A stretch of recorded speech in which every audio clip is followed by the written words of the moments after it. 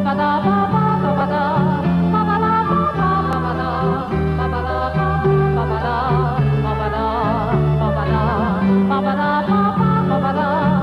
souhaiter la bienvenue. D'avoir répondu en si grand nombre à mon invitation. Je me suis dit, pourquoi pas aller chercher des amis. Ça m'intéressait de savoir où vous étiez rendu dans votre cheminement. C'est quoi l'héritage que vous avez reçu de Maris qui fait que vous avez pu répondre oui aujourd'hui? Ça m'intéresse d'aller parler de ça. Moi, j'ai envie de faire un lien avec les univers du camp parce que c'est de là que mon univers mariste a débuté. C'est quelque chose qui s'est installé sans que je me rende compte. Finalement, c'est par mon vécu d'enfant qui a découvert un monde d'animation, un monde où les animateurs se donnaient tellement que j'ai eu envie, moi aussi, d'aller jouer ce rôle-là. J'ai eu envie de trouver ma place dans cet univers-là, moi aussi, comme animatrice. Puis par la suite, quand je suis arrivée dans mon univers professionnel où ben là, oups, je m'en vais en enseignement, ben je ne veux pas enseigner n'importe où. Donc, je me suis retrouvée à aller faire un stage au Collège Laval, puis de dire, ben si c'est dans ce milieu-là, je veux continuer à évoluer parce que moi, ça m'a tellement fait changer. Pendant 2 mois, on cohabite, on a un travail à faire et on apprend à maintenir une harmonie. Et donc, d'apprendre à vivre avec des gens qui ne pensent pas nécessairement comme toi, qui ne vivent pas nécessairement, qui ne viennent pas avec le même type d'éducation, qui n'a peut-être pas les mêmes aspirations, et donc d'accueillir cette différence-là. Si je suis capable aujourd'hui d'accueillir la différence, c'est que dans le milieu Maris où j'étais, j'ai été provoqué à ça, et j'ai pu apprendre pendant 15 ans à côtoyer le monde Maris, à voir la différence comme quelque chose de riche qui me permet de grandir. Jonathan, t'es pas allé au camp Maris. Non. Vient d'où ton héritage? Ben, mon héritage, un peu comme Alain, vient de l'ESMC. Dans ces 5 années que j'ai passées à l'ESMC, moi, ce qui est venu me chercher beaucoup, c'est les valeurs. Les valeurs qui étaient vécues, la famille, la fraternité. Moi, c'est quelque chose qui est venu me chercher profondément. Fait que c'est quelque chose que, en sortant de l'école, qui m'a poussé à aller chercher ces valeurs-là. Fait que c'est pour ça que mon retour à l'école et tout ça, c'est pas aller retourner aller rechercher ce qui me tant nourri pendant ces 5 années-là.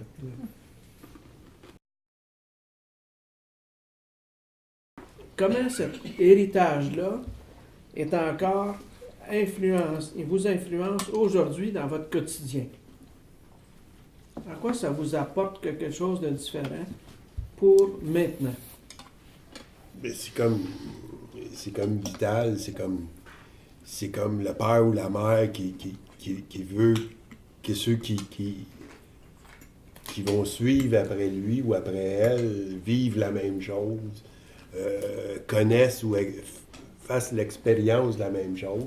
C'est un peu ça, je pense, de base. Là. C'est cette intention-là de dire, regarde, je vais essayer de donner la chance à quelqu'un d'autre, dans l'occurrence, un adolescent ou une adolescente, de vivre ce que moi j'ai vécu. Moi, j'aime ce que tu dis, Alain, parce qu'en fait, moi, d'entrée de jeu, quand je regarde le travail que je fais, où je suis, c'est pas à Marcelin Champagnat directement que je pense. C'est pas nécessairement lui directement qui m'inspire. C'est plus toi. C'est plus les frères Maris que j'ai rencontrés dans mon parcours. Je considère que j'ai été chanceuse. À un moment donné, dans mon parcours de vie, je me suis retrouvée comme enfant au camp Mariste. C'est vraiment un hasard qui m'a amenée à être campeuse là. Puis je trouve que c'est à mon tour de dire, ben les jeunes que je rencontre maintenant, comment je peux leur permettre à eux de se trouver eux aussi, puis qu'ils puissent continuer cette histoire-là. Fait que pour moi, l'inspiration première, c'est vous, les frères. Mais c'est sûr que derrière, il y a quelqu'un d'autre. Mais d'emblée, dans mes souvenirs, moi, c'est Gérard, c'est les animateurs du camp. Merci de me comparer à Champagnat. Mais tu deviens aussi une Champagnat aujourd'hui, comme Alain devient un Champagnat aujourd'hui. Tout à fait. Ce qui m'inspire chez Marcelin, c'est beaucoup l'attitude relationnelle puis le processus avec lequel il a été attentif aux besoins de son temps. Parce que là, maintenant, on n'a plus les mêmes besoins sociétaires que Marcelin avait quand il était dans son milieu au temps de la Révolution française. C'est complètement transformé. Fait que la façon qui a amené, qui a motivé des gens à embarquer dans ce projet-là, à être à l'écoute de ceux qui avaient de la difficulté, qui vivaient dans une pauvreté.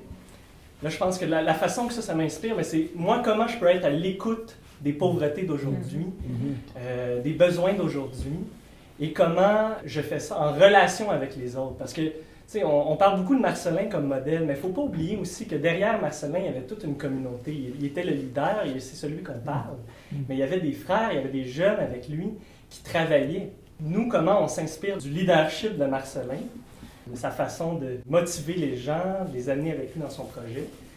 Puis c'est quoi nos pauvretés d'aujourd'hui?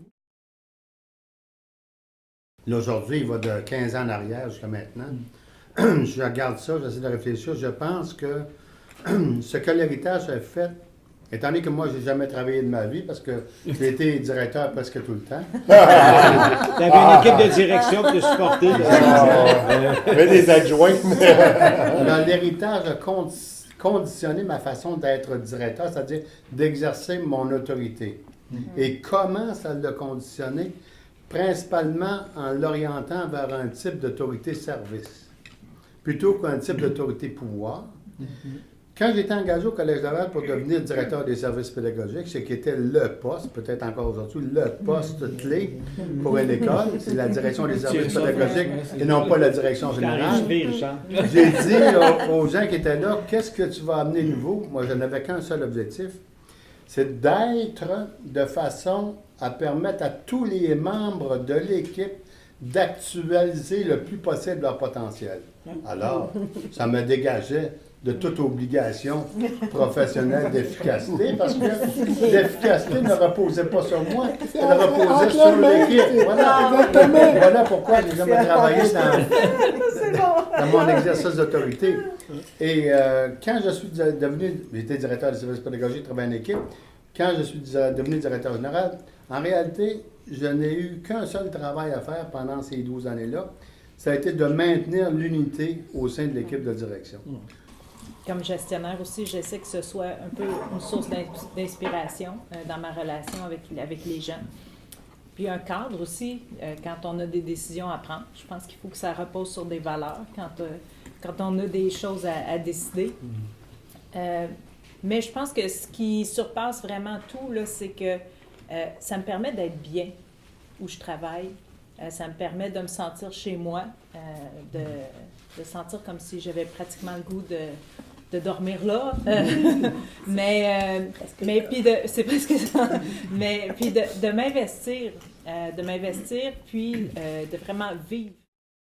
Là, on a vu l'héritage, le passé, le présent. Qu'est-ce qui vient après?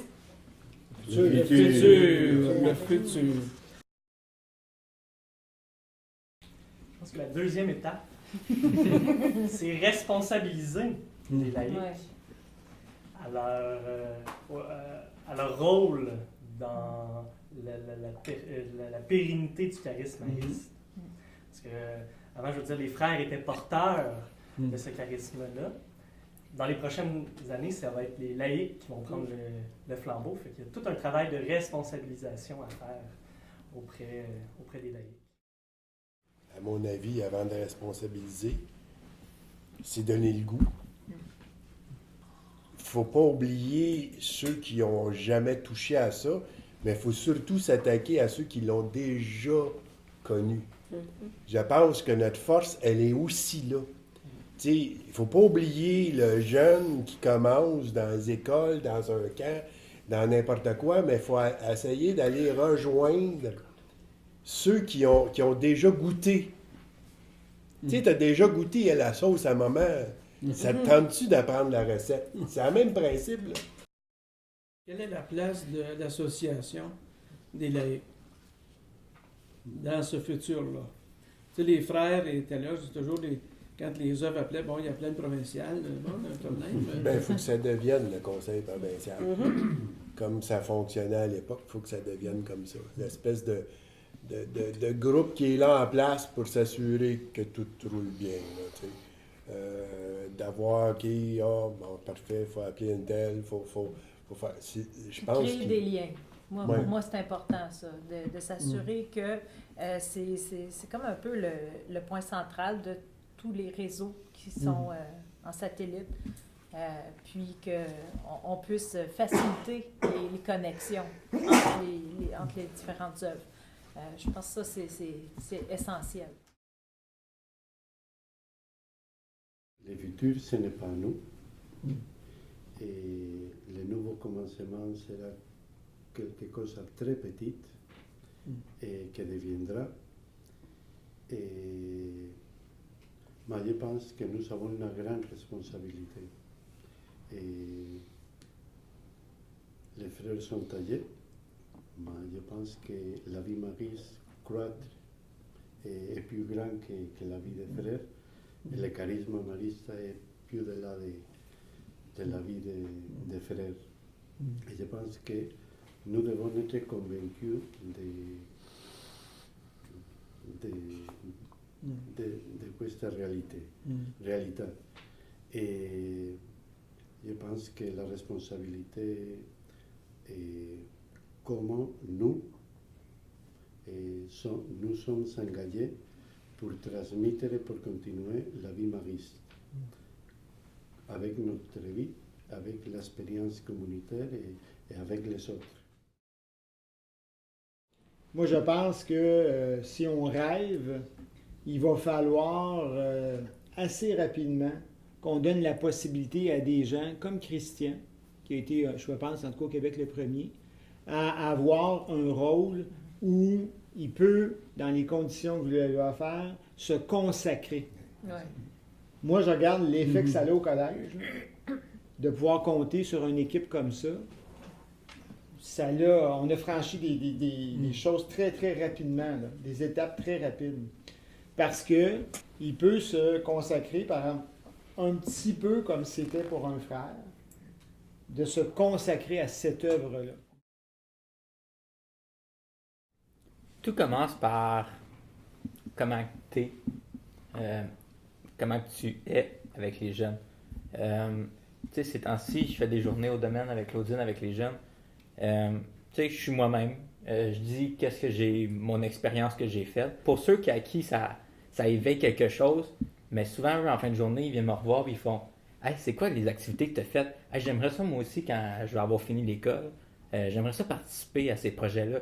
Comment je peux faire pour rester en contact? » Là, écoute, moi, c'est là que je vois que des fois, je me dis, je fais pas grand-chose dans ma journée à part d'être présent, mais cette présence-là fait tellement beaucoup. Ces jeunes-là, je vois, ils viennent me voir les yeux pétillants, puis là, ils veulent juste continuer à embarquer. Là, je fais, mais parfait, on va rester en contact. Puis aujourd'hui, c'est drôle, j'ai eu 2 jeunes qui m'en ont vraiment beaucoup parlé. J'ai comme fait, OK, wow, moi, comment je vois le futur Mariste, ça va juste grossir. J'en parlais avec Jérémy.